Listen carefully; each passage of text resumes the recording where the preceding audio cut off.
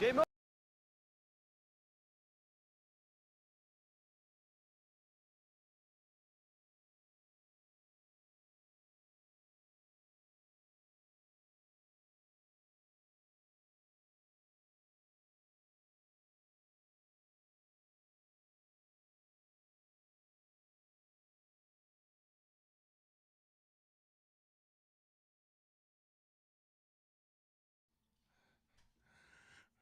Welcome, college hockey fans. Hams to you.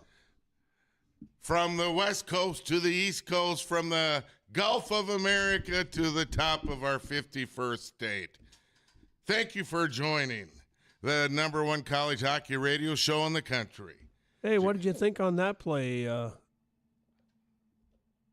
hockey guys. Eddie Christian, Jeff Bradall. We're waiting for Doc Field to call in, and Big Dog Wills, he's elevated himself now to television. You see, he cut his beard, he cut his hair, put clothes on. Were you aware that he was actually going to be on Not Here this morning, or did he just assume that he wasn't going to commit an hour's drive time to come and help us this morning? He must have had a free room in Grand Forks last night, huh? But we got him figured out, don't we? We should say Wilson is the... I think we do. So what did you think of that last play, Wills?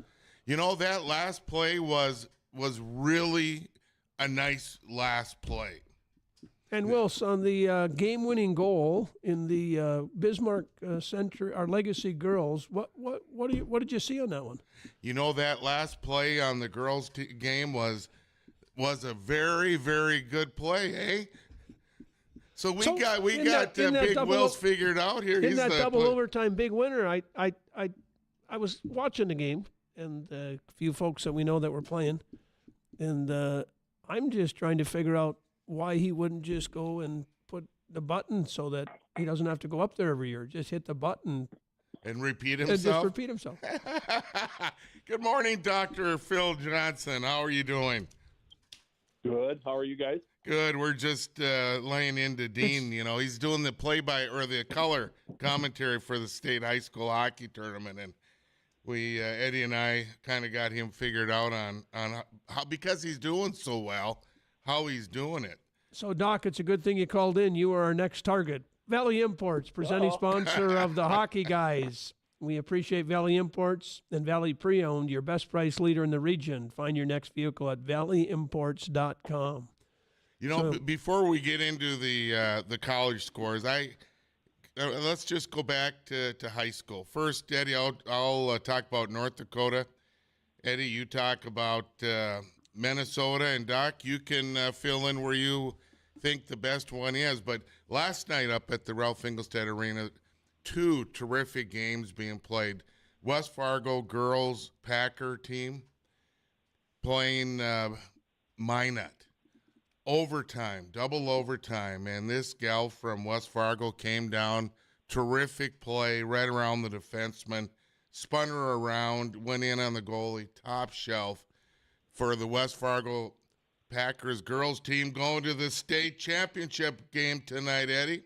And then on the other side, a young gal that I've gotten to know through my business relationships, the Rude double overtime Bismarck Legacy upsetting the number one team in the state with D1 girls, that north-south team. So that was, for the folks in the Fargo market, disappointing, but for those folks that are still promoting hockey out west, pretty big win for Bismarck over north-south in girls hockey last night. You know, Doc Phil, you take a look at the girls hockey on a international basis, it's floating down that talent pool to the high school girls here locally.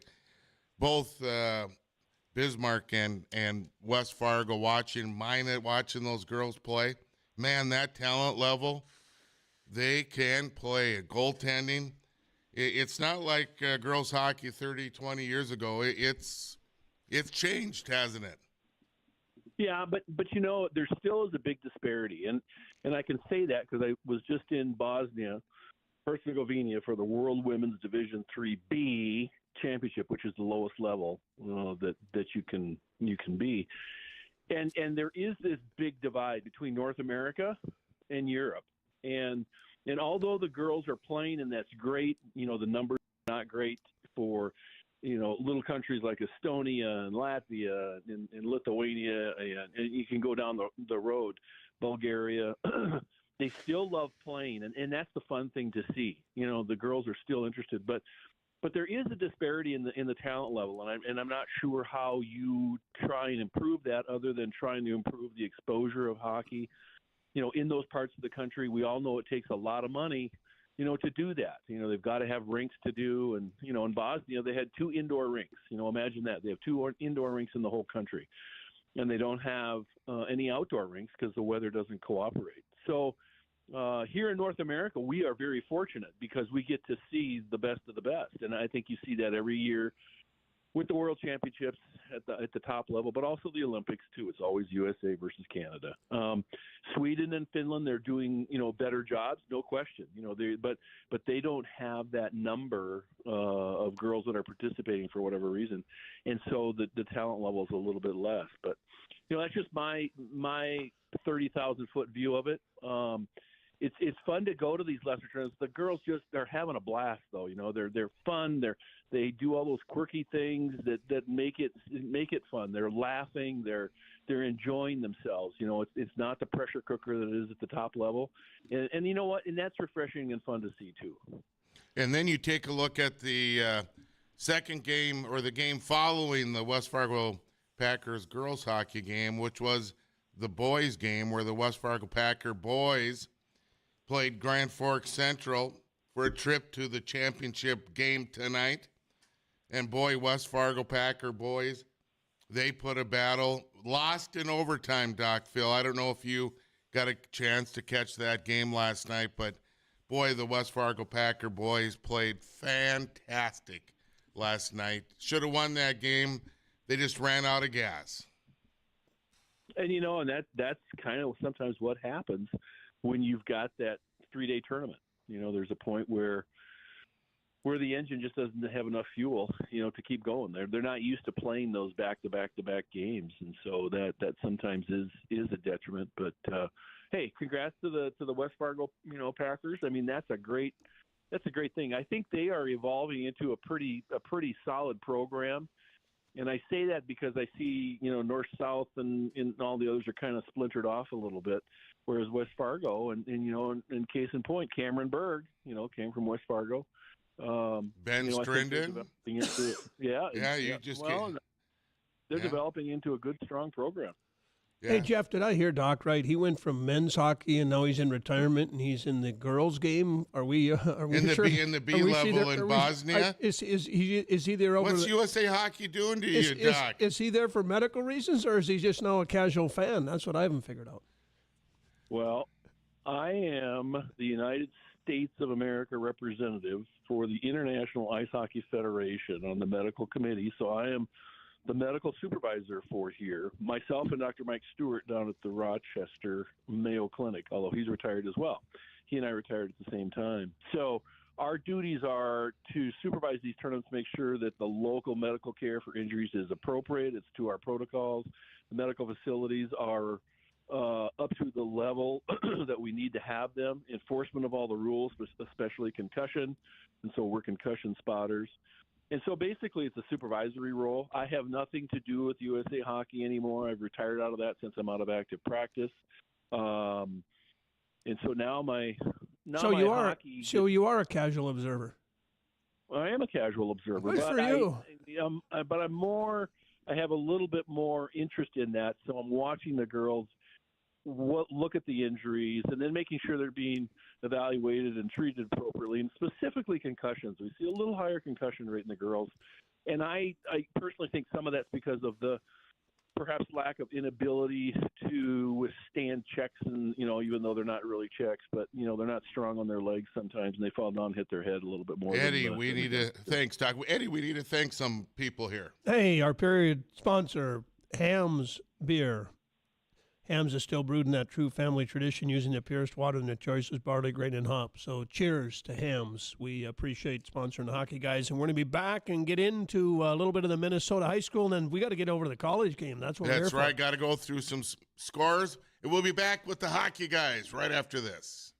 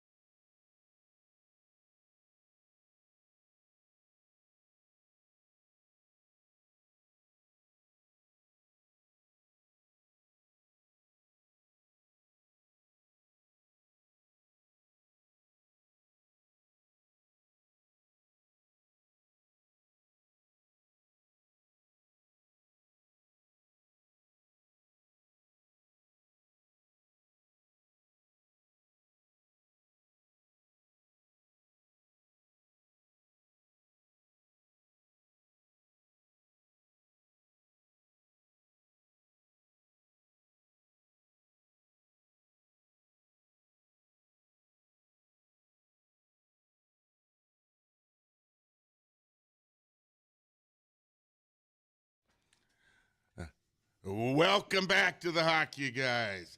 Eddie, what's happening quickly on the Minnesota side of college or high school hockey? We'll keep it local. So Yeah. obviously everybody's watching. So your AA tournament at 10 o'clock this morning. And NSN, they're going to announce the brackets. They're going to seed it 1 through 8.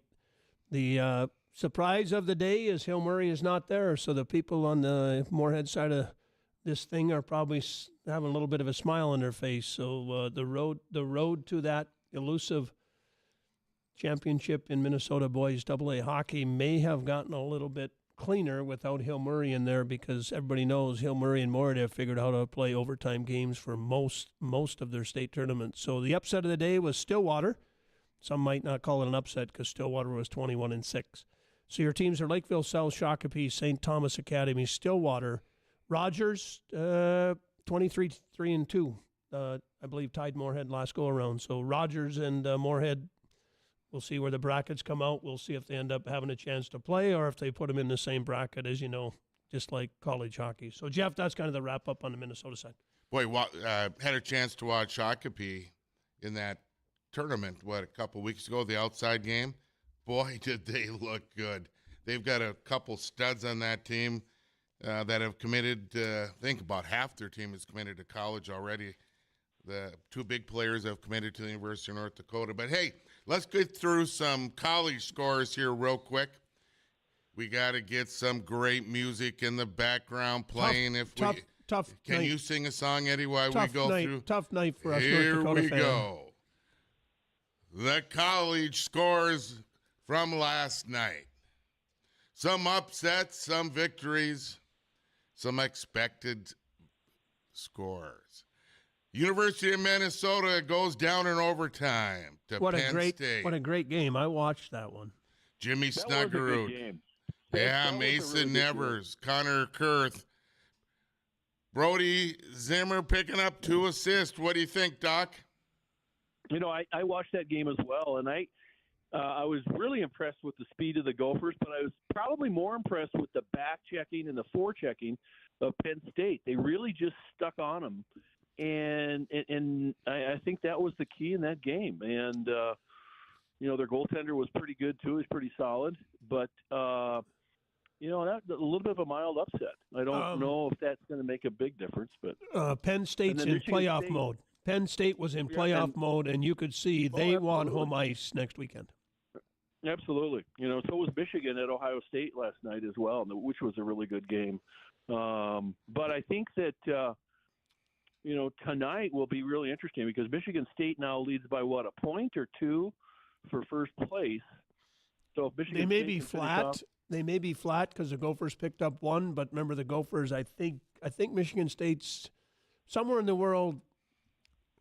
I don't know if they're on the same exact games played or games to be played or how that's all working. So I think this is the last weekend. This is the last weekend for the Big Ten. the Gophers As needed opposed to the 5. education. The Gophers needed 5. Did I hear right? The Gophers needed 5 to outright, 4 to tie. Does that sound right, Doc? That sounds about right. Yep. You know, the big battle in the CCHA, Bemidji State, Minnesota State. Overtime. Overtime, tied in overtime. And that's, you know, the winner of the CCHA gets that automatic bid. So that's a huge game right there. But you go to the NCHC, Duluth takes down Miami in overtime. Miami still kept their losing streak alive. I thought maybe they were going to break that, but we'll find out what happens tonight. Denver takes Okay, so I down just looked St. up- Cloud 3-1. What's that, Right. I just Doc? looked up the standings. Standings in the Big Ten. Minnesota, Michigan State are tied at 47 points. They both have played 23 games. So tonight is the important game for both teams. So You we'll don't see want what to tie. happens. I You don't- don't want to tie and win tonight because 2 points doesn't beat 3. Correct. And I don't know what the tiebreaker is if they end up in a tie or not. So I think that's it's shared. Well, in So- the big score, you got Arizona, the 12th ranked team, taking down Omaha 4-1. And the ramifications of that is North Dakota and Omaha are fighting it out for that final home ice berth in the NCHC first round. Next week, North Dakota finishes this regular season against Omaha. So that's going to be a battle. We need Arizona to pull out another victory tonight. North Dakota goes down to Western Michigan on the road, 6-4. Western Michigan chased the game all night long. Two power play goals last night. First Penrose Cup championship, the NCHC regular season championship, going to Western Michigan. So congrats. Congratulations to the Broncos and Coach Pat. To Ferschweiler. That's great. Yep. Yeah, they've had a good season from the start of the drop of the puck, Phil and Eddie, till now. It's there. Denver took care of business at St. Cloud, 3-1 Denver. I thought it was interesting. Going back to the Western game, I thought it was interesting. The first goal scored in the game was by Matteo Constantini, formerly a North Dakota player. I saw that, and then Naring from Mina picks up the There's number one assist on the second goal. There's no players in Minot. Ooh. Yeah, you might get a little bit of a. We'll see if anybody's listening out west. See if anybody cares about Jeff to defend that position. Well, let's talk a little bit about North Dakota. I think North Dakota, there's from my look at the pairwise, they're going to have to win outright the NCHC title to get that automatic bid. Both, I would say all the NCHC teams picked, as you mentioned, Eddie, the wrong non-conference teams to play this year. I know you pick them years ahead of time, but they just did not establish the non-conference schedule with the wins because they're just not moving up in the pairwise rating. Yeah, and when you take a look at college hockey, North Dakota is now in a really bad spot, and that's because everybody that was highest rated won. So there were really no other than Minnesota. So there were no upsets that would have caused anything to happen in the pairwise. And at this point, with a game to go, so to speak, and in some conferences 2 to go, that elusive path becomes extremely difficult, and I would agree. I believe they're going to have to win the NCHC. And the part that's difficult for some of us, the rink that we can almost see from in studio here, Jeff, they won't be at. There's no way that they're going to be here in Fargo, I don't think, for the regionals. Well, let's hope the Gophers are. Talking to Pat or listening to Pat Micheletti, he believes strongly that Minnesota is going to head west to the Shields Arena, and that would be fun to watch. You would have the community awkwardly and maybe uniquely, and once and for all kind of coming together and supporting the Gophers because they've got a heck of a team this year. Heck of a team. And for the Gopher fans, when you take a look at Penn State and you're moving, you've got one game left before you start your playoffs. It's playoff mode. Probably as good a hockey as you've seen in the Big Ten. Potentially 5 teams could be in that top 16. I know, and the thing is they established that non-conference pairwise rating, and the NCHC did not, and even the CCHA did a little better than the NCHC in that pairwise rating in the non-conference games at the start of the season. And I mathematically, I don't know how that all comes into play, but you take a look at some of the best teams in college hockey right now. I look at Maine. Maine has been there consistent all season long. They're number 4 or 5? Penn State has moved down, up and down all season. They're now at 12. But you take a look at Penn State. In the last 2 years, they've put the most shots on net than any team in college hockey. They shoot the puck. And, you can look at the Michigan schools, you look at the Boston schools, and they've gone up, they've gone down. But you take a look at the Gophers, you take a look at Maine. Quinnipiac is coming back in. They're in the playoff. Just a little runs fun too. when you take a look. You're 1, 2, and 3 all have 6 losses. Team 1, Boston College, 6 losses. Team 2, Michigan State, 6 losses. Team 3, which sitting on the board right now, also at 6 losses. So there is an interesting dynamic, and that is actually Minnesota at 3 now. Hey, and Eddie, they have 8 losses. I'm gonna interrupt you 1 second. Our next guest at 9:36, Mark Hendrickson, head coach, NDSU club hockey team. We have some good information to share. Eddie. So, Citywide Electric, our intermission sponsor, thank you. The experience you can trust for design, repair, installation of your home or business electrical projects. That's Citywide Electric. ND.com. So we'll be back to figure out the future of where college hockey is heading and divisions right after.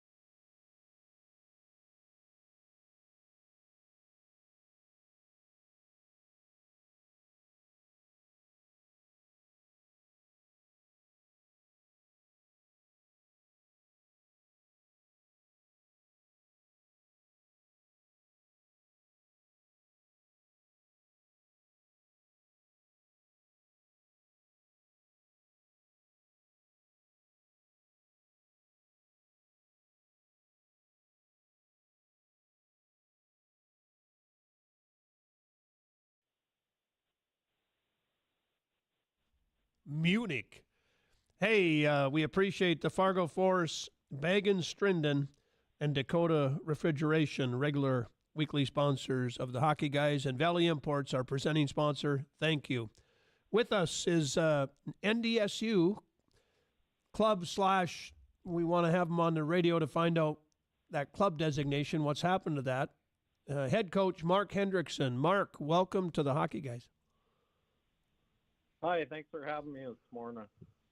And if you heard that intro, we want you on because the world of college hockey and club hockey and ACHA and everything in the world is somewhat moving rapidly from what we're watching. And last week we tried to figure it out, and we said, let's get an expert on. So give us your kind of view of where NDSU is headed. And I think you're pretty excited because you're going to be playing some renowned schools, if I'm not mistaken. Is that correct?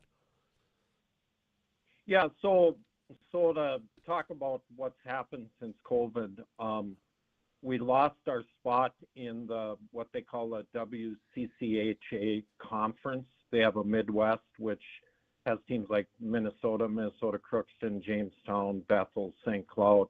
They also have a Southeast, which has Wisconsin, St. Thomas, Wisconsin, Eau Claire, Mankato, Duluth. And we lost our bid in that after COVID. We kind of fell off, and we ended up in what's called an independent conference. That's a national conference. And in order to get a bid into the regional tournament, you have to place pretty high in that independent conference. Well, what happens is these conferences that are designated with the WCCHA, you have playing games to get to the regional. And we, because of our last two seasons, some of the success we've had, we've actually been invited back into the WCCHA conference, which is exciting for the boys next year to have that extra step to try and get into the regional tournament to get that regional berth. So a lot of good things happening over the last 2 years with Bison hockey. So when you take a look at that, so this year your season ended abruptly. I called to check in with you, and you said, "Hey, we're in this independent league. We're done for the year." Had you been in the WCCHA this year, Coach, where do you think that where would that have maybe put you, or what would you be doing this time of year if you had been in that conference? Well, we would have played in that conference tournament. I believe it was last weekend, which as you see in high school hockey right now with the Warroads and Hermantowns and Hill Murrays, when you get into that playoff zone, it's anyone's game, right? So that added extra step gives us more opportunity to try and get to that regional tournament. Where, as we've sat the last 3 or 4 or 5 years, that independent conference, if you're not ranked in the top 15, you don't get that regional berth. And it's quite the convoluted process to get to that point, because it goes on strength schedule, win-loss record, and then your goals against record. So it's a computerized system that determines who those top 15 are. We will now bypass that as we move into WCCHA. And if we end up being one of the top 2 teams in that conference tournament, it gets us that bid to the regionals. So I know the boys and the team, they're really excited that we've progressed to this point where we've been invited back into that conference. So next year is going to be even more. It's going to be a more beneficial year for us and more opportunity for the team for sure. Mark, Jeff Bradall here. Got a quick question for you, and maybe it's going to be a long answer for you, but if colleges out there want to go to Division I college hockey as a school sponsored, like North Dakota, Minnesota, etc., the only way I see those colleges developing that program is to jump up and do it just exactly what NDSU is doing, what you're doing for your program. Arizona State did the same thing. You've got UNLV, who knocked off Denver, the reigning national championship, at their Christmas game, right? It's a great way for these institutions, and I'm seeing them down south with in Arizona and California. I know a young man who was asked to be on Loyola Marimont's club team that they're starting next fall. And you got you're 2 miles from the beach and you're south of Los Angeles. And I'm thinking, man, that's not a bad gig. But it's a way for these colleges really to develop the program and eventually move into a school-sponsored program, just like Arizona State did. Well, Jeff, I'll tell you what, NDSU's being recognized right now with this birth or this invite back into the WCCHA. The commissioner has now took it amongst himself with what he's seeing going on in the Midwest, especially that North Dakota, Minnesota area where a lot of my players come from. They're actually, the ACHA is they have 4 showcase events through the summer for coaches to come out and recruit players, and they pinpointed and are now going to have a showcase event in Fargo May 16th through the 18th. So they're recognizing what's going on. It's this not to get too political, but I guess I'll just say it. NDSU would have an opportunity. I mean, look, we got Canada, we've got Minnesota, North Dakota, just locally to recruit from to get a Division I program going, and a plethora of knowledge and experience and capable bodies to coach a Division I program at 100%. NDSU, in my opinion. 100%, Mark, and you're proving it yourself. Hey, Coach, you got the call on Johnson here. The Vanderbilt. You've got some knowledge in the Fargo-Moorhead area that could help be instrumental in making this happen. I would love to see it happen for NDSU eventually. That's my opinion.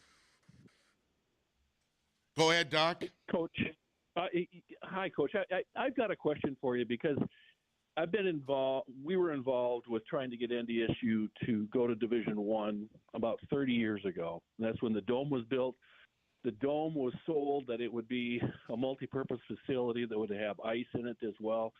My question to you is, and this has always been the hurdle to try and jump over it at North Dakota State University, do you have the support from the administration and, more importantly, from the Bison boosters? Because that was the really big hurdle that couldn't ever be jumped over. People were afraid that it was going to impact on the football program, and that's why that initial push to go to Division I back in the 90s was thwarted. And I think it just makes all the sense in the world for NDSU to get to the Division I level, try and get into the NCHC because of the travel, because of the rivalries that would be developed and the proximity to all the other teams. But it seemed to be there was a really big push not to progress, keep it at the club level and kind of keep it down below and not get it to the level. Using the analogy that, would impact the football program, I disagree with that. It exposes that university on a national level even more. And so kids really kind of, whether they're football, basketball, hockey, go, wow, that's really a big time school. Let's go there. So what's your thoughts on that? Well, first of all, I have not engaged with the boosters or the college when it comes to that type of conversation as far as Division I. But my whole, we have the right resources and tools right in Fargo-Moorhead. We have, I mean, maybe you could work something out with the Force team. I mean, that rink's perfect. You look at the Midwest rink, look at some of the other around the NCHC. It would suit well with hosting a Division I or housing a Division I program. And like I said, the amount of knowledge and the people that would surround themselves, individuals that would surround themselves with that type of program, there would be a lot of energy behind it. And I just don't understand what the holdup is with the whole process. It's like you said that, it's only going to help the college, in my opinion. Yep, absolutely, and just the region in hockey in general. So, Coach Hendrickson, appreciate you coming on. Appreciate you opening up what some of us have sat back and looked at. And again, the amazing part about everything that's going on is one of the things that the dollars associated with the NI money is the fact that it actually now shows you the dollars behind or involved in athletics and what that could do in NDSU.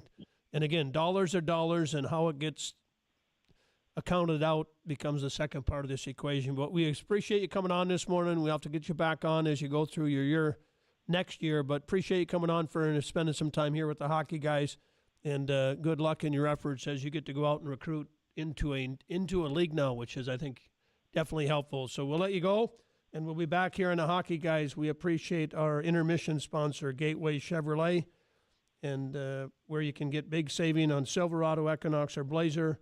Go online at fargochevrolet.com. And Jeff, your thoughts on what conversation, because when we look at trying to keep things, we talk about keeping kids after college in the state. Why don't we try to figure out how to have the kids go to college in the state so they don't have to leave and then come back? Yeah, I know. And I take a look at that Bison program. They've had that program up and running for, Doc, Phil, what would you say, 35 years? And and now it's time to push it, you know? So it'll be fun to see what happens, and appreciate Coach Hendrickson coming on and getting us up to speed. So we'll come back on the hockey guys, and we'll have our wrap-up, and we'll kind of get into the world of what's happening tonight and see if we can dissect where college hockey is going to end up with the 16 to get into the game, so to speak. So we'll be back.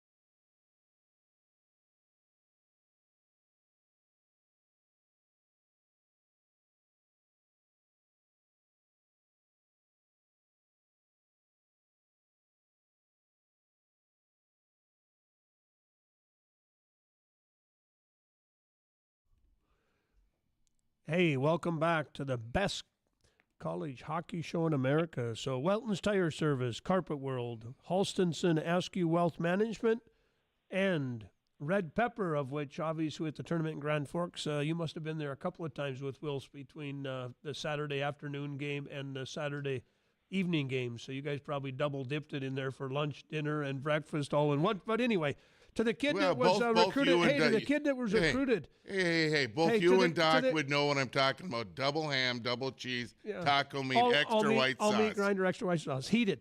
But to the kid that was recruited to the California coast, he probably thought maybe I can't do that because my dad might get in trouble there. But we can have that conversation off the air. So, hey, Scotty, good morning to you, Scotty. And then also need to give a quick shout out to Kalen, who did a nice job taking care of a buddy of mine last night and getting him back in good graces at home. So sometimes the world's small. And Dougie from San Diego, I haven't heard from you in a while. Omaha's not doing much, so he gets a little quiet when Omaha's not in the equation. So with that, Jeff, we'll roll in and talk. Where's college hockey headed here over the next 2 weeks? Well, I had interrupted Dr. Phil. So I'm going to pass the puck to Doc Phil. Go ahead. Well, just in follow-up to this NDSU thing, I mean, just think about that for a bit. I mean, you've got a premier institution in the upper north central part of the country. You've got a group of people that want to move ahead with a high-level hockey program. And what greater position would that be as far as developing the rivalries? Can you just imagine the Shield Center with a North Dakota State hocky game? I mean, you would be unable to get a ticket, after a while. I'd be sitting in the rafters. It's similar. It'd be just like the old winter sports center when the Gophers or the Badgers came to town. A little similar to St. Thomas, Minnesota. Your so-called varsity and JV, right? So that's the dilemma. And you guys know the biggest hurdle is having an arena. We have it. It's here, baby. Yeah. Bring the team in and let's go. Jeff, and we've talked about this. The biggest hurdle isn't the arena. It's And if you know, you know. And I'm not gonna pull it out, and publicly do it. But if you know, you know, and that's the biggest hurdle. And somehow they need to get over that. People need to understand that it's not going to impact really the other sports programs. In fact, it'll just enhance them. Watching a lot of folks leave the state to never come back through the vehicle of hockey. So sometimes the world is simple, and if you call out what's simple, then people have to try to argue with themselves. So that's my comment. If we're sitting here trying to spend money to bring people back, to provide services to the state of North Dakota because how rural it is, why wouldn't you keep them in the state and you have a vehicle to do that through any sport that any of the colleges locally will put in place so that they can keep kids willing to play at a D1 level in the state of North Dakota? Hey, Doc, hasn't the Big Ten shown that football and basketball and soccer and lacrosse and swimming, all of that can coexist just fine with hockey, right? Yeah, absolutely. And look at the CCHA; they can coexist. And for retired USA hockey folks, you have a guy that'll volunteer his time to take care of your training budget, so that one's zero, right, Jeff? Yeah, well, if you need your legal things, documents done, you got a guy in town that would probably step in and say, "I'll take care of your legal things." If you need some marketing done, you got Eddie. And what about Wills? He could be statistician. He could be statistician. He's pretty good about sitting around and putting things on a little marker. No, you're not thinking big enough. Wills would be the TV analyzer. There you go. That's a full-time job, Doc. That's like travel. That would be like half of his life out of town. I don't think Ann wants that to happen at this stage in life. But what else has you got to do? Come on. Well, Doc, I don't know if you heard how Eddie and I figured Wills out on his his commentary, and I'll be the play-by-play guy, and Eddie will be Wills. Right. That was a great play in the corner. It was a great pass. What do you think, Wills? That was a really great play in the corner by that guy, and when he took that shot, it was the right shot to take. Boy, that goaltender made a great glove save. Oh, what a save by Doc Johnson on that one off the stick of Bradall here in the North Dakota State Tournament between Minot and Fargo South. And we have a crowd here. So anyway, here's the good news. Here's the good news. Everybody that's been sitting out watching college hockey, everybody worried about chasing number one, the two teams that are kind of in the market, the Gophers and North Dakota, are presently both sitting in a position where when playoff hockey starts, it's only one game.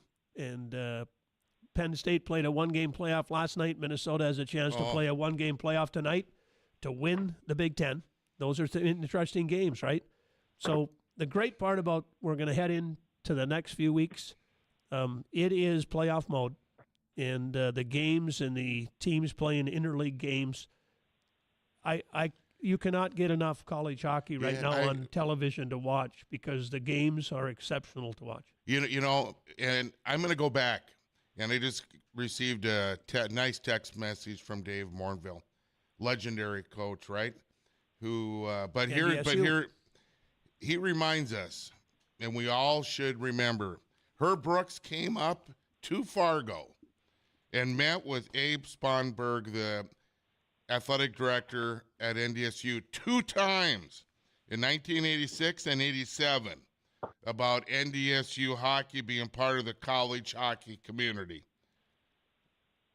And Herb Brooks said that this community would be one of the best college hockey communities out there, and it never moved forward. And St. Cloud State took the same opportunity, and they are now in the NCHC, and they are a D1 hockey team. So that's 100%, good. Keep the kid. 100%. And by the way, look at how many kids on that St. Cloud State roster are from the local area, right? You're looking at 6-1-2ers and 2-1-8ers playing at St. Cloud State, some 7-0-1ers. So the game of hockey is real. The game of hockey is it belongs in the Midwest. So to watch the Southeast and the West start to take over college hockey, I think there needs to be some universities that take a look and say, hold on here.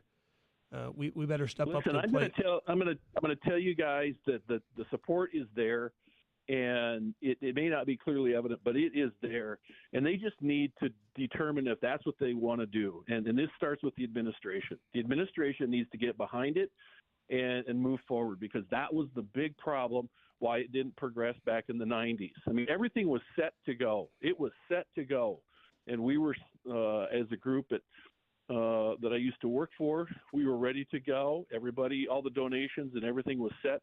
And then right at the end, it was kiboshed. So I think NDSU needs to determine, is that something that they want to do? And I really think they need to take a strong look at it, because it would be a very positive thing for the community in the region and for the game of hockey. It'd give the kids in the area another opportunity to go to that Division I level. And I think it would be a great thing. That's all I'm going to say. It's the support is there. They just need to get out, foster it again, and make it happen. Well, I'll tell you what, it's been an exciting show. And, Eddie, we need to thank someone real quick. Hey, Valley Imports, our presenting sponsor. Thank you. The hockey guys appreciate you taking it. That's a wrap.